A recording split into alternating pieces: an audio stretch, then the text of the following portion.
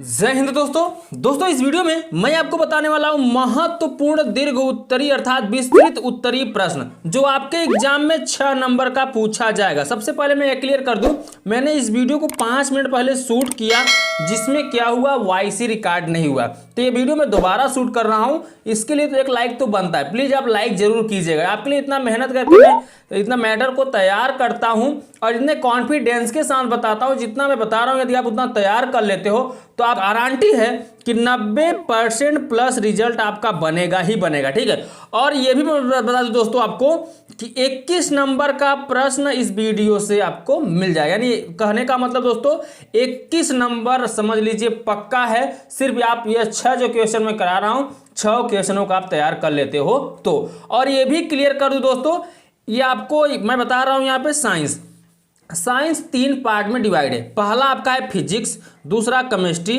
तीसरा बायोलॉजी। तो फिजिक्स से एक क्वेश्चन आएगा, केमिस्ट्री से भी एक क्वेश्चन आएगा और बायोलॉजी से भी एक क्वेश्चन आएगा। यानी 7 नंबर का फिजिक्स से, 7 नंबर का आपका केमिस्ट्री से और 7 नंबर का बायोलॉजी से, कुल मिलाकर आपका 21 नंबर हो रहा है। तो 21 नंबर का प्रश्न आएगा इस वीडियो से, यानी कहने का मतलब दीर्घ उत्तरी प्रश्न से। और इसमें जो वीडियो कराया रहे हैं, जितने भी प्रश्न कराए जा रहे हैं इस वीडियो में, उसकी 100% गारंटी है कि वो आपके एग्जाम में फंसेगा ही फंसेगा। ठीक है, तो आपको अगर मेरे ऊपर विश्वास है तो विश्वास करके तैयारी करिए। बहुत सारे बच्चे बोलते हैं सर आपको कैसे पता कि यही आएगा। तो देखो दोस्तों, विश्वास ही सब कुछ होता है। अगर आप मानो तो पत्थर में भगवान होते हैं, अगर नहीं मानो तो पत्थर में कुछ नहीं होता। तो दोस्तों ये आपके विश्वास के ऊपर डिपेंड करता है, आपको मेरे ऊपर विश्वास है या नहीं। यदि है तो आप तैयारी करके आंख बंद करके तैयारी करिए और एग्जाम जब देकर आएंगे ना तो आपको खुद पता चल जाएगा कि हाँ सर सही कह रहे थे या गलत कर रहे थे। ठीक है, तो चलिए दोस्तों, हम ज्यादा आपका समय व्यस्त नहीं करेंगे दोस्तों, तुरंत हम आपको बताने वाले हैं क्वेश्चन नंबर 1 से। तो क्वेश्चन नंबर 1 है, नामांकित आरेख खींचकर किसी विद्युत जनित्र का मूल सिद्धांत तथा कार्यविधि स्पष्ट कीजिए, इसमें वृषों का क्या कार्य है। तो मैं आपको यह भी बता दूं, फिजिक्स से मैं सिर्फ यहां पर एक क्वेश्चन आपको कराने वाला हूं। जैसा कि मैं आपको क्लियर कर दूं, दीर्घ उत्तरी प्रश्न फिजिक्स से सिर्फ एक ही आएगा और जो कंफर्म है कि यही प्रश्न आएगा। अब मैं तरीका कुछ बताने वाला हूं तो वीडियो को स्किप मत करिएगा, उस तरीकों को आप सुन लीजिए, क्योंकि किस तरीके से आपको आंसर देना होगा, किस तरीके से प्रश्न को मैच कराना होगा एग्जाम में आएगा तो। और यहां से अथवा करके एक आंकिक प्रश्न है, अर्थात कहने का मतलब एक न्यूमेरिकल दिया रहेगा। तो आप चाहो तो इस प्रश्न को हल करिएगा, आंसर दीजिएगा, या आपका जो आंकिक प्रश्न होगा न्यूमेरिकल होगा उसको सॉल्व करिएगा। तो अभी आपका न्यूमेरिकल नहीं कराया गया है, अगले वीडियो में आपका सभी न्यूमेरिकल करा दिया जाएगा जो आपके एग्जाम के दृष्टिकोण से काफी इंपॉर्टेंट होंगे। ठीक है, तो चलिए दोस्तों देख लेते हैं क्वेश्चन नंबर 1 को। तो सबसे पहले नामांकित आरेख खींचकर किसी विद्युत जनित्र का मूल सिद्धांत तथा कार्यविधि स्पष्ट कीजिए, इसमें वृषों का क्या कार्य है आपको बताना। तो सबसे पहले आप लिखेंगे आंसर में लिखिएगा वह यंत्र जो यांत्रिक ऊर्जा को विद्युत ऊर्जा में बदल देता है, विद्युत जनित्र अर्थात डायनमो। अगर विद्युत जनित्र की जगह पर डायनमो दे देगा तो कंफ्यूजन में मत पड़िएगा। ठीक है, कहलाता है विद्युत जनित्र विद्युत चुंबकीय प्रेरण के सिद्धांत पर आधारित है। तो ये किस पे आधारित है दोस्तों, किस सिद्धांत पर, तो चुंबकीय प्रेरण, विद्युत चुंबकीय प्रेरण के सिद्धांत पर आधारित है। इस तरीके से आपको लिख देना होगा। देखिए प्रश्न बोलेगा नामांकित आरेख खींचकर किसी विद्युत जनित्र, तो विद्युत जनित्र 2 प्रकार का होता है। पहला होता है, देखिए मैंने यहां पे लिख रखा है प्रत्यावर्ती धारा जनित्र, दूसरा होता है दिष्ट धारा जनित्र। तो दोनों में से आप एक चाहे जो लिख दीजिएगा जब यहां बोलेगा किसी।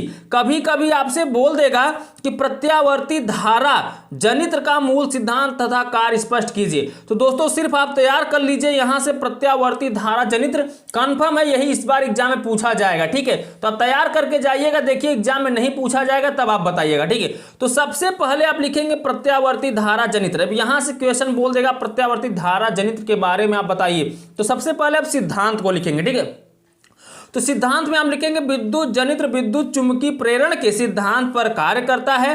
जब किसी चालक से बद्ध चुंबकीय फ्लक्स में परिवर्तन होता है तो उसमें विद्युत वाहक बल उत्पन्न हो जाता है जिसे प्रेरित वाहक बल कहते हैं, और यदि परिपथ बंद है तो उसमें विद्युत धारा प्रवाह होने लगती है जिसे प्रेरित विद्युत धारा कहते हैं। तो ये आपको इतना सिद्धांत में लिखना होगा।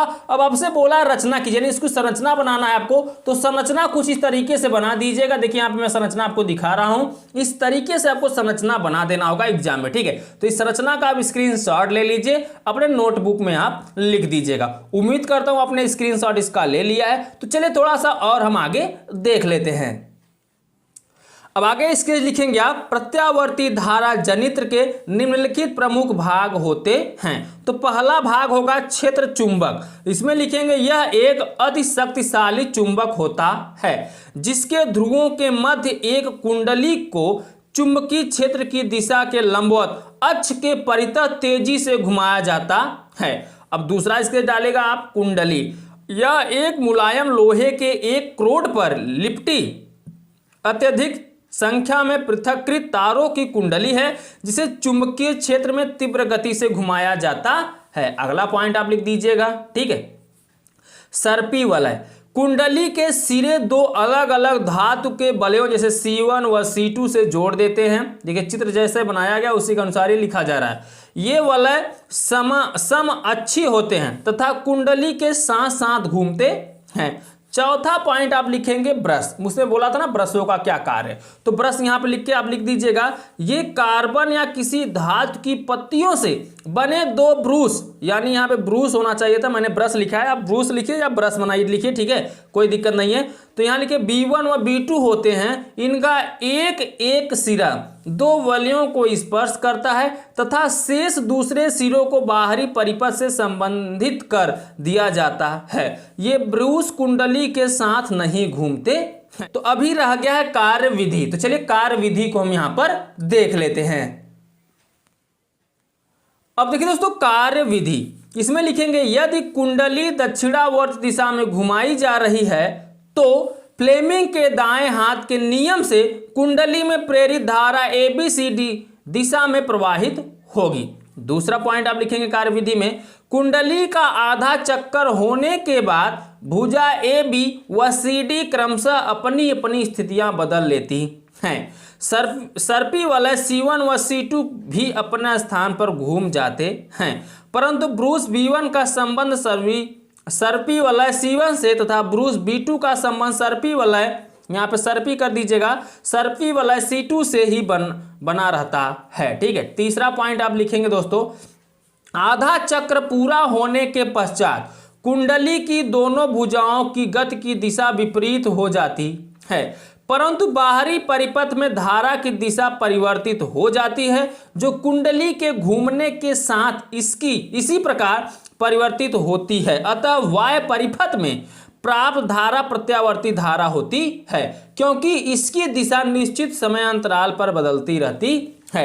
तो अब देखिए दोस्तों लास्ट पॉइंट जो है, चौथा पॉइंट आपको लिखना है कार्यविधि में, प्रत्यावर्ती धारा की आवृत्ति कुंडली के घूमने की आवृत्ति के बराबर होती है। तापीय विद्युत संयंत्र, जल विद्युत संयंत्र, नाभिकीय ऊर्जा संयंत्र आदि प्रत्यावर्ती विद्युत धारा उत्पन्न करते हैं। तो दोस्तों कुछ इस प्रकार से आपको लिखना है अगर आपको 7 नंबर प्राप्त करना है तो। अब पूरा यहां तक आप लिख देंगे तो 7 नंबर आपको एग्जामिनर खुशी खुशी दे देगा, आपको कोई भी प्रॉब्लम नहीं होगा नंबर प्राप्त करने में इस क्वेश्चन का, ठीक है दोस्तों। तो कार्य विधि में कम से कम आप 2-3 पॉइंट लिख दीजिएगा। उसके बाद जो आपने जनित्र के बारे में प्रमुख भाग लिखा था उसमें आप 2-3 पॉइंट लिख दीजिएगा, उसका चित्र बना दीजिएगा, इसी तरीके से आप लिख दीजिएगा, आपका 7 नंबर यहां से पक्का हो जाएगा। तो चलिए चलते हैं हम नेक्स्ट क्वेश्चन की तरफ, क्वेश्चन नंबर 2। अब देखिए दोस्तों क्वेश्चन नंबर 2 बायोलॉजी से है दोस्तों। बायोलॉजी से भी आपका एक क्वेश्चन पूछा जाएगा दीर्घ उत्तरी का, यानी दीर्घ उत्तरी प्रश्न जो होगा वो 2 दिया रहेगा, अथवा करके किसी एक को आपको आंसर देना होगा। तो मैं आपको बायोलॉजी से यहाँ पे 2 क्वेश्चन कराने वाला हूं, आप दोनों को तैयार करके एग्जाम में जाइएगा, ठीक है। तो सबसे पहला आपका क्वेश्चन होगा, वाष्पोत्सर्जन से आप क्या समझते हैं, इसका क्या महत्व है। तो ध्यान दीजिएगा दोस्तों, वाष्पोत्सर्जन से आप क्या समझते हैं। इतना आप फोकस करिएगा कि क्वेश्चन क्या बोला है। वाष्पोत्सर्जन से आप क्या समझते हैं? वाष्पोत्सर्जन अगर शब्द आपको एग्जाम में प्रश्न में दिख जाएगा तो आप समझ लीजिएगा वाष्पोत्सर्जन से क्वेश्चन स्टार्ट हो गया, पूछा गया है। आपको आंसर किस तरीके से लिखना है ध्यान दीजिए। सबसे पहले आप स्केच डालेंगे वाष्पोत्सर्जन, क्योंकि बोला है क्या है, तो चलिए हम बता देते हैं वाष्पोत्सर्जन क्या है। तो सबसे पहले लिखिए वाष्पोत्सर्जन वह क्रिया है जिसमें जीवित पौधे अपने वायवीय भागों जैसे पत्तियों, हरे प्ररोह आदि के द्वारा आंतरिक ऊतकों से अतिरिक्त पानी को वाष्प के रूप में बाहर निकालते हैं। वाष्पोत्सर्जन पौधों के सभी वायवीय भागों से होता है, परंतु पौधों में पत्तियां वाष्पोत्सर्जन करने वाले महत्वपूर्ण अंग है। ये अत्यधिक चौरस होती हैं और पौधे की वायवीय सतह का एक महत्वपूर्ण भाग बनाती हैं। इन पर अधिक संख्या में पर्णरंध्र दोनों सतहों पर विपरीत रहते हैं। तो आपको वाष्पोत्सर्जन में आप इतना लिख दीजिएगा। देखिए रट्टा मत मारिएगा, आप इसको एक स्टोरी की तरह पढ़िए, ठीक है, समझने का प्रयास करिएगा, ठीक है। अब महत्व पूछा तो चलिए वाष्पोत्सर्जन के हम महत्व को यहाँ पर लिखते हैं। तो लिखिए इसके निम्नलिखित महत्व हैं। अब इसके क्या क्या महत्व हैं? सबसे पहला जो महत्व है अतिरिक्त जल का निस्तारण। तो इसमें लिखेंगे पौधे भूमि से लगातार अपने मूल रोमों द्वारा परासरण व अंतःशोषण के द्वारा जल का अवशोषण करते हैं। शरीर में आवश्यकता की अपेक्षा यह जल कई गुना अधिक होता है। अतः वाष्पोत्सर्जन द्वारा अनावश्यक तथा अतिरिक्त जल पौधे के शरीर के बाहर निकलता रहता है। तो आपका ये हो गया पहला महत्व। दोस्तों दूसरे महत्व को आप देख लीजिए। दूसरा महत्व है जल का समान वितरण। इसमें आप लिखेंगे वाष्पोत्सर्जन द्वारा पौधों के सभी भागों में पानी का वितरण समान रूप से हो जाता है। तो ये हो गया जल का समान वितरण, दूसरा महत्व। तो चलिए दोस्तों तीसरे महत्व को हम यहां पर देख लेते हैं। तो देखिए दोस्तों तीसरा महत्व है ताप का नियमन। ताप का नियमन। वाष्पोत्सर्जन के कारण ही पौधे झुलसने से बच जाते हैं, क्योंकि जल की वाष्प बनने के कारण ठंडक पैदा होती है। इस प्रकार गुप्त उष्मा के वाष्प में चले जाने के कारण उसका उपयोग पौधा ताप से बचाने में करता है। तो ये ताप का नियमन हो गया। चौथे महत्व को हम देख लेते हैं फलों में शर्करा की सांद्रता। अधिक वाष्पोत्सर्जन के कारण फलों में शर्करा की सांद्रता बढ़ जाती है, जिससे फल अधिक मीठे हो जाते हैं। नेक्स्ट पॉइंट है दोस्तों पांचवा वाष्पोत्सर्जन, कर्षण तथा रसारोहण। तो इसमें आप लिखोगे वाष्पोत्सर्जन के द्वारा चूषण बल उत्पन्न होता है, जो रसारोहण के लिए अत्यंत महत्वपूर्ण है। इससे जल बड़े बड़े वृक्षों में भी उनकी अत्यधिक ऊंचाई तक पहुंच जाता है। अब देखिए दोस्तों लास्ट महत्व है दोस्तों महत्व नंबर 6। आप कम से कम 5 महत्व तो लिखिएगा ही लिखिएगा एग्जाम में, ठीक है। अब 6वां नंबर देख लीजिए दोस्तों खनिज लवणों की प्राप्ति। वाष्पोत्सर्जन तथा जल के अवशोषण में एक घनिष्ठ संबंध होता है। पौधों द्वारा जितना अधिक वाष्पोत्सर्जन होता है उतना ही अधिक भूमि से जल का अवशोषण होता है। मृदा जल में खनिज लवणों की मात्रा बहुत ही कम होती है, अतः पौधों के द्वारा जितना अधिक जल का अवशोषण होता है उतने ही अधिक खनिज लवण इससे घुलकर पौधे के शरीर में पहुंच जाते हैं। क्लियर हो गया दोस्तों? तो ये रहा आपका क्वेश्चन नंबर 2 का आंसर। चलिए हम देख लेते हैं क्वेश्चन नंबर 3, वो भी बायोलॉजी से ही है, ठीक है दोस्तों। तो चलिए देख लेते हैं।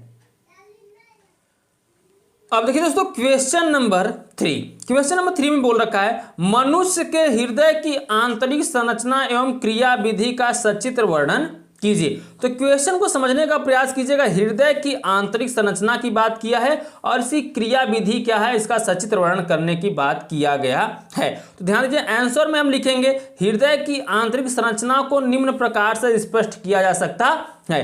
पहला आप इसके डालेंगे अलिंद एवं निलय। मानव हृदय की अनुलंब काट का अध्ययन करने पर मनुष्य के चतुष्वेशमी हृदय में 4 पूर्णवेश्म अर्थात 2 अलिंद तथा 2 निलय दिखाई देते हैं। अलिंदों की दीवारें अपेक्षाकृत पतली होती हैं, जबकि निलयों की दीवारें मोटी होती हैं। मानव हृदय में बायां अलिंद सबसे बड़ा वेश्म होता है। तो ये हो गया अलिंद एवं निलय। अब दूसरा आप डालेंगे इसके दोस्तों फोसा ओवैलिस। फोसा ओवाइलिस, ठीक है, ये हृदय के आंतरिक भागों की सब नाम है। तो इसमें लिखेंगे अंतरा अलिंदी पट्ट के पश्च भाग यानी पिछले भाग पर एक छोटा सा अंडाकार गड्ढा होता है जो फोसा ओवाइलिस कहलाता है। ब्रूस में यह छिद्र फोरामेन ओवाइलिस के नाम से जाना जाता है। ठीक है दोस्तों, यहां पे हो गया आपका पॉइंट नंबर 2। अब पॉइंट नंबर हम 3 को देख लेते हैं। तो पॉइंट नंबर 3 आपका दाहिने महाशिरा। महाशिरा को हम यहां जब लिखेंगे आगे तो दाहिने अलिंद में 2 मोटी महाशिराएं अलग अलग छिद्रों द्वारा खुलती हैं। इन्हें अग्र महाशिरा तथा पश्च महाशिरा कहते हैं। ठीक है, अगला इसके आप डालेंगे चौथा कोरोनरी साइनस। तो इसमें लिखेंगे अंतरा अलिंदी पट्ट के समीप हृदय की दीवारों से आने वाले रुधिर हेतु कोरोनरी साइनस का छिद्र होता है। इस छिद्र पर कोरोनरी या थिवेसियन कपाट होता है। तो यहां तक आपको लिखना होगा दोस्तों कुछ। अब आगे चलिए हम संरचना को देख लेते हैं। तो देखिए दोस्तों, 5वां पॉइंट है, पहले आप 5वां पॉइंट को देख लीजिए, उसके बाद संरचना इसी तरीके से बना दीजिएगा। सबसे पहले लिखेंगे स्पंदन केंद्र। तो दाएं अलिंद में महाशिराओं के छिद्रों के समीप शिरा अलिंद गांठ होती है जो स्पंदन केंद्र या पेसमेकर कहलाती है। तो कम से कम 4 या 5 इस तरीके से आप लिख दीजिएगा पॉइंट। उसके बाद इस चित्र को इसी तरीके से बना दीजिएगा जिस तरीके से बनाया मैंने। यहाँ पे आप रचना या संरचना लिखकर तब बनाइएगा। ठीक है, इस तरीके से स्केच डाल दीजिएगा। स्केच डालने के बाद इस तरीके से आपको चित्र बना देना होगा। ठीक है, आप इसका लीजिए स्क्रीनशॉट। देखिए मेरा आर्ट बहुत अच्छा है नहीं, इसलिए मैं बहुत अच्छे से कलाकारी इसमें नहीं कर पाया हूँ, बट आपको अगर अच्छे से आती है तो बुक से आप देखकर इसको बना लीजिएगा। ठीक है, तो आप यहाँ से स्क्रीनशॉट लेना चाहते हैं तो ले सकते हैं। अब थोड़ा इसकी कार्य विधि को हम समझ लेते हैं क्योंकि आपसे कार्य विधि भी प्रश्न में पूछ रखा है। ठीक है, तो इसकी कार्य विधि क्या है चलिए देख लेते हैं। हृदय की कार्य विधि, हृदय का कार्य क्या होता है चलिए हम यहाँ देख लेते हैं। हृदय पंप की तरह कार्य करता है। यह रुधिर को ग्रहण करता है और उसे दबाव के साथ अंगों की ओर भेज देता है। यह नियमित रूप से लगातार था जीवन प्रयत्न कार्य करता रहता है। एक सामान्य व्यक्ति का हृदय 1 मिनट में 70 से 80 बार धड़कता है। हृदय के सिकुड़ने की अवस्था को प्रंकुचन तथा फैलने की अवस्था को अनुशिथिलन कहते हैं। तो आपको बस इतना ही लिखना होगा क्वेश्चन नंबर 3 जो मैंने कराया है। अगर ऐसा प्रश्न आता है तो इसके अंतर्गत आपको इतना ही लिखना होगा। ठीक है दोस्तों, आपको 7 नंबर यह प्रश्न देकर चला जाएगा आपके एग्जाम में। क्लियर हो गया दोस्तों? तो चलिए दोस्तों, मैंने एक फिजिक्स से क्वेश्चन करा दिया आपको, 2 आप बायोलॉजी से, अब 3 क्वेश्चन मैं आपको केमिस्ट्री से कराने वाला हूं क्योंकि यही क्वेश्चन आपका फंसने वाले हैं आपके एग्जाम में। तो तीनों को आपको तैयार करके जाना होगा। ठीक है, तो चलिए देख लेते हैं हम केमिस्ट्री के क्वेश्चन को। अब देखिए दोस्तों, क्वेश्चन नंबर 4 है। क्वेश्चन नंबर 4 में आपसे बोल रखा है दीर्घाकार आवर्त सारणी की प्रमुख विशेषताएं लिखिए। तो आंसर में आप लिखिएगा इसकी निम्नलिखित विशेषताएं कुछ इस प्रकार हैं।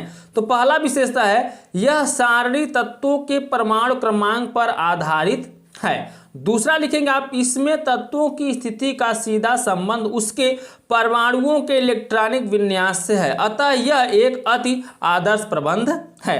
तीसरा पॉइंट लिखेंगे इससे तत्वों के रासायनिक गुणों में समानता भिन्नता तथा अन्य क्रमिक परिवर्तनों का स्वयं ही आभास हो जाता है। चौथा पॉइंट आप लिखेंगे इस आवर्त सारणी को याद करना सरल है। 5वें पॉइंट में आप लिखेंगे इसमें उपसमूहों को बिल्कुल ही अलग कर दिया गया है।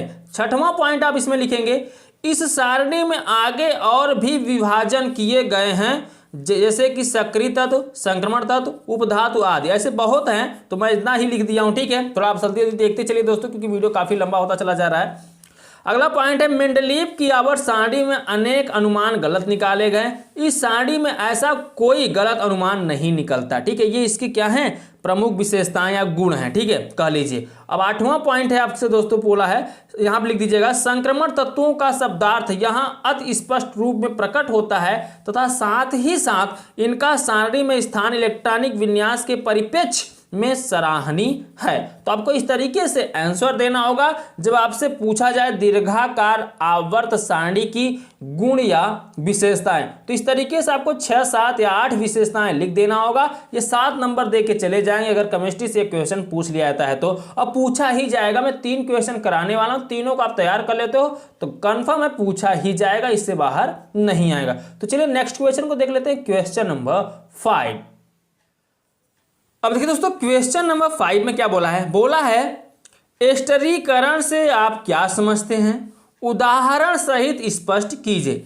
एथिल एसीटेट, यहाँ देखिए एस्टरीकरण बोले या एथिल एसीटेट, तो ध्यान दीजिएगा एक ही बात की जा रही, ठीक है, के जल अपघटन की समीकरण दीजिए, एसिटिक अम्ल के प्रमुख उपयोगों का उल्लेख कीजिए। तो चलिए थोड़ा सा इस प्रश्न का हम आंसर अच्छे से दे लेते हैं, ठीक है। अच्छे से देने का मतलब थोड़ा छोटे में समझा के आपको देना होगा, ठीक है। लिखिएगा, जिस प्रकार अम्ल और क्षार की पारस्परिक अपक्रिया से लवण तथा जल बनते हैं, ठीक उसी प्रकार अम्ल तथा एल्कोहल की अपक्रिया से एस्टर तथा जल बनते हैं। एस्टर का मतलब समझ रहे हैं ना, एथिल एसीटेट, ठीक है, ध्यान दीजिएगा, तथा जल बनते हैं। इस अपक्रिया को एस्टीकरण कहते हैं। तो इसी तरीके से ध्यान दीजिएगा, अगर आपको एस्टीकरण न देकर शब्द ये शब्द दे दे एथिल एसीटेट, तो घबराइएगा मत, यही आंसर आपको देना होगा, ठीक है।